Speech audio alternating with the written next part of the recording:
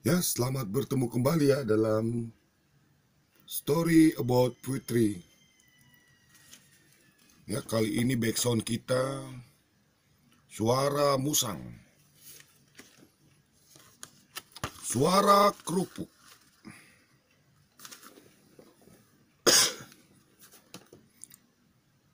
Jauhkan udara dan air dari kerupuk. Demikian.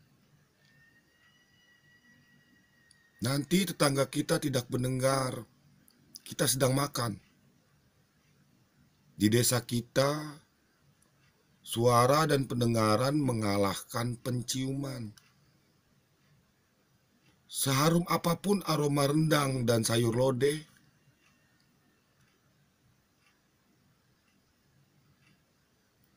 dengan kebanggaan dan keriangan, kita membeli suara dan rasa asin. Semakin renyah suara yang dihasilkan, berpikir kita atas kemewahan. Dari suaranya kita tahu sudah berapa gigi yang hilang. Suaranya hanya 4 kali. Yang pertama membagi kerupuk. Rumah reot itu sering terdengar suara kerupuk.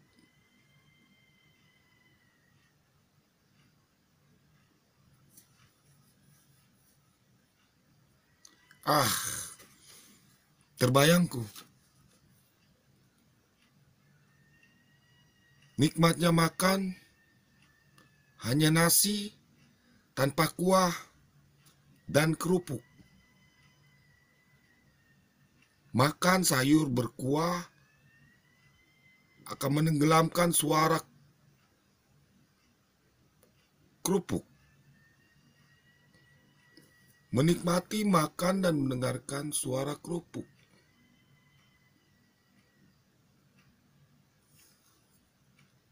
Di bawah pohon rindang dengan rantang dan bokor.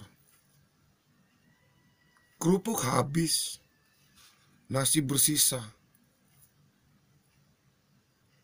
Remah-remah menempel di tangan, di baju, dan di pipi.